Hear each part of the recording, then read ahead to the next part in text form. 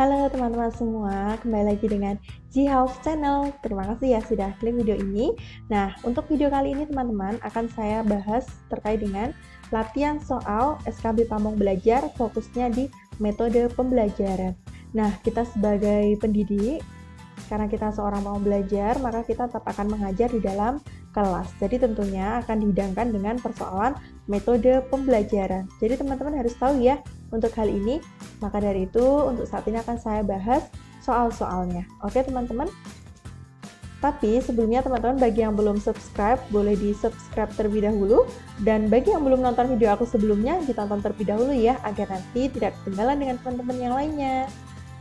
Nah, di sini untuk soal yang pertama, cara yang digunakan untuk mengimplementasikan rencana yang sudah disusun dalam kegiatan yang nyata untuk mencapai tujuan pembelajaran adalah disebut apa teman-teman? Ini adalah cara mengimplementasikan rencana, oke? Nah, ini berarti disebut dengan metode, ya, karena cara yang digunakan berarti metode. Oke teman-teman, nah kemudian soal yang kedua, rangkaian kegiatan yang didesain untuk mencapai tujuan pendidikan tertentu disebut dengan, ini rangkaian teman-teman, ini kan didesain, nah kuncinya adalah mencapai tujuan pendidikan tertentu, mencapai tujuan yang ingin dicapai, berarti jawabannya adalah strategi. Oke teman-teman, nah kemudian soal berikutnya, titik tolak atau sudut pandang terhadap proses pembelajaran disebut dengan, kalau sudut pandang itu berarti dengan pendekatan, ya. Kalau contoh dari pendekatan pembelajaran itu apa teman-teman? Ada teacher center dan student center. Jadi pembelajaran berpusat pada guru atau berpusat pada murid. Oke. Nah, kemudian metode yang dapat menguatkan kerjasama antar peserta didik. Apa teman-teman? Jadi kan metode pembelajaran itu banyak sekali ya teman-teman. Ada yang paling kita kenal itu ada metode ceramah, kemudian ada diskusi, kerja kelompok, demonstrasi, resitasi, kemudian banyak sekali ya teman-teman untuk hal ini, jadi boleh dipahami satu persatu. Tapi saya rasa bagi teman-teman yang basicnya dari bidang pendidikan pasti sudah mengetahui ya terkait dengan metode-metode itu apa saja. Mungkin juga nanti soalnya bisa dianalisis. Oke, coba kita ini metode yang digunakan untuk menguatkan kerjasama antar peserta didik, berarti jawabannya adalah kerja kelompok. Oke, kenapa tidak diskusi teman-teman? Kenapa tidak diskusi? Karena di sini kuncinya adalah antar peserta. Diskusi itu pendidik juga bisa ikut. Kalau kerja kelompok itu tidak bisa ikut pendidiknya, ya. Nah, kalau diskusi itu juga pendidik memberikan pertanyaan kepada peserta didik, nanti didiskusikan. Oke? Dan partisipasi aktif di sini lebih ke kerja kelompok, bukan diskusi. Karena kalau diskusi itu biasanya 1-2 orang akan pasif, tidak semuanya aktif. Oke, kalau demonstrasi itu juga bukan ya teman-teman. Kemudian ceramah apalagi ya. Kemudian selanjutnya, bahan pengetahuan yang bersifat prosedur untuk sasaran anak usia dini. Ya, jadi ini metode yang digunakan berupa prosedur. Nah, ini berarti jawabannya ini anak PAUD ya teman-teman.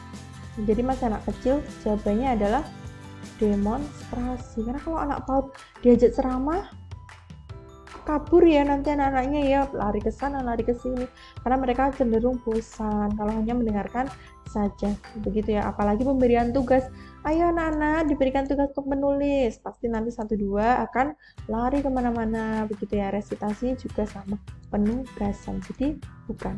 Oke, jadi jawabannya adalah demonstrasi ya.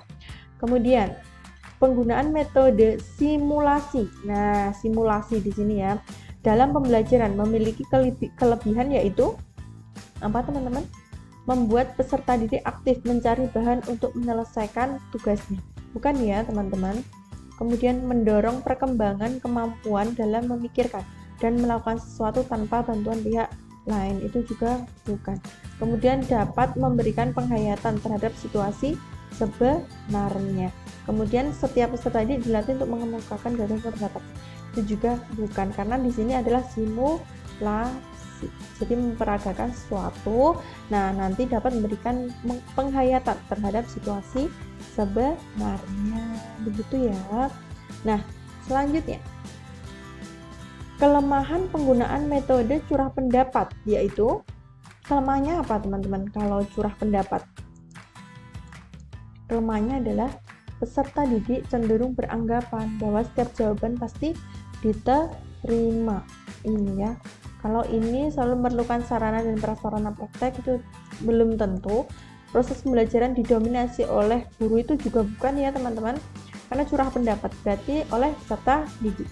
Sulit untuk diterapkan di kelas besar, tidak ya, bisa ya kita terapkan di kelas besar ataupun kecil. Jadi jawabannya adalah A, beranggapan bahwa setiap jawaban pasti diterima. Nah, kemudian metode pembelajaran yang dilakukan dengan cara melatih peserta didik tentang kegiatan-kegiatan tertentu secara berulang-ulang dengan materi yang sama adalah metode drill atau drilling.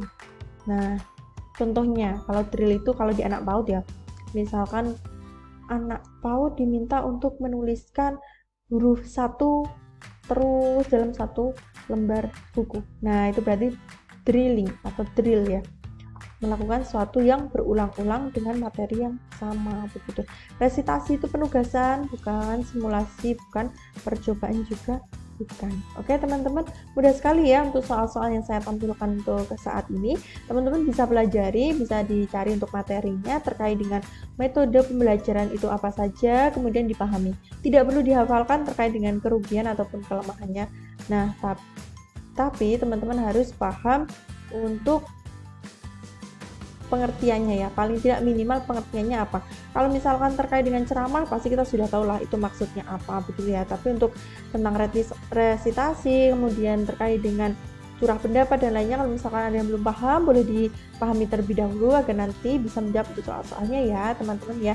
Nah, mungkin itu saja teman-teman untuk kali ini. Nah, selanjutnya akan saya bagikan untuk video-video yang lainnya. Nanti tonton terus ya video aku ya teman-teman, agar aku lebih semangat lagi dalam membuat video untuk teman-teman semua. Nah, pokoknya semangat untuk yang mau tes SKB, bagi yang sudah semoga hasilnya memuaskan, dan semoga teman-teman semua bisa lolos ASN.